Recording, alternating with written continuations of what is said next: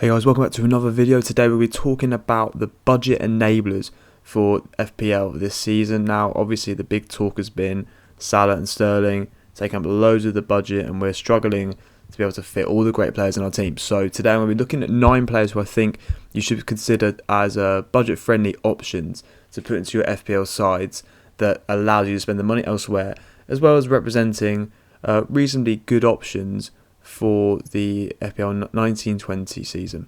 So we start with David Button of Brighton, 4 million, and he's one of the most popular picks for the second goalkeeper slot. His ownership is at 23.8%, which is, crazy. It's more than the likes of Jamie Vardy, for example. So he is popular. Obviously, he's second choice to Matt Ryan. Matt Ryan is the main man at Brighton. But the good thing is, if he's second choice and Matt Ryan gets injured, then Button is straight in and you have a 4 million playing goalkeeper right there. So I think if you're playing the premium option or you have just having one set and forget goalkeeper, Button I think is the one to put on your bench, especially his ownership being so high means that with price changes won't happen as quickly when the season starts, especially on wildcards where he might get taken out if people find a good 4.5 rotating goalkeeper pairing. We come to Martin Kelly, 4 million, playing in Palace, who we know is a very defensively sound side, and the fact they have an injured back line should mean he gets minutes, as he has had I think 227 minutes in pre-season, which was like third out of all the 4 million playing assets, because with Saka and Tompkins out at the moment, or Saka I think has come back from his injury but he's doing rehabilitation.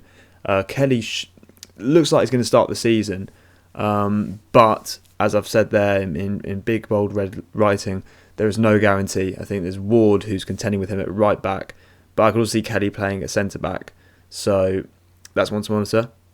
And then at Norwich, Grant Hanley, another 4 million defender, and he's had the most minutes out of all the 4 million defenders pre-season at 260 minutes for Norwich.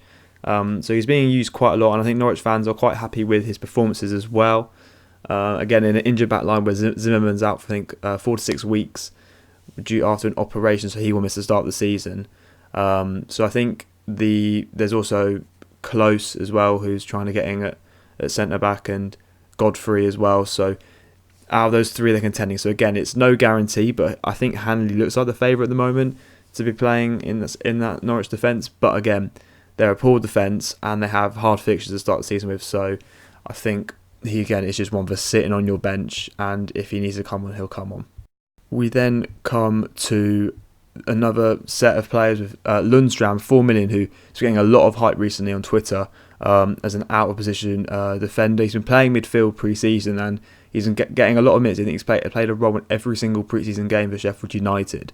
But interestingly, lots of Sheffield United fans have been saying that he won't have a starting position come the start of the season. They just say that he's just getting his minutes now because he actually looked like he was going to leave the side in the transfer window, but he's staying. So again, I think there's a lot of hype behind him, but I think stick with Martin Kelly as your most likely 4 million defender to be starting.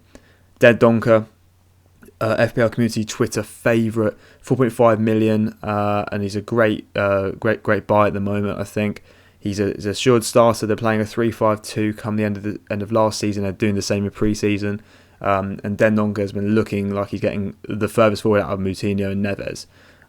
So I think he's a very attacking asset as well. The only bad thing with Wolves, obviously, Europa League, and also the tough fixtures. They have a very difficult run. I think the only easy game they've got that isn't in the fixture difficult rating of 4+ is Burnley at home again at 3 in the first 5. So again, he's in my team at the moment, and he's probably going to stay on the bench for the majority of it.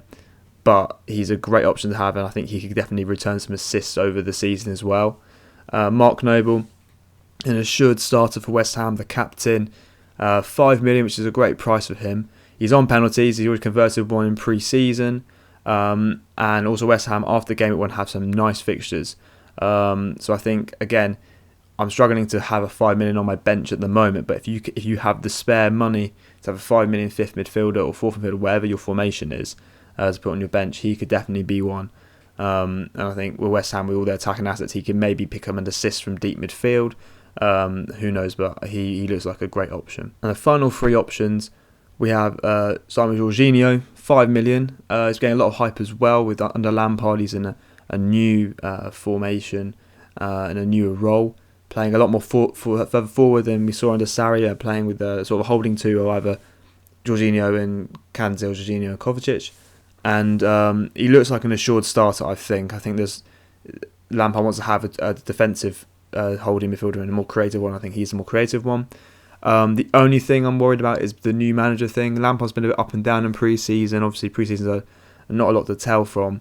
But I think Chelsea, give them a bit of time. They've got a hard fixture against Man United to start with. But after that and Leicester, I think I will be looking at a lot more interest. I think the strike force with Abraham looks a solid target man to find for Jorginho, who could definitely pick up more assists. But I think I'm just going to stay clear for the moment and just monitor. Ollie Norwood of the promoted side of Sheffield United, 5 million as well. And he looks like a complete player. He's got penalties. He's converted 2 in pre-season. Set pieces, so for corners. And he looks a good player. And I think, although the fixtures are hard, I think in the long run of the season, because I think Sheffield United, they've got some good goal threat from their defenders, so he could definitely convert his crosses into assists.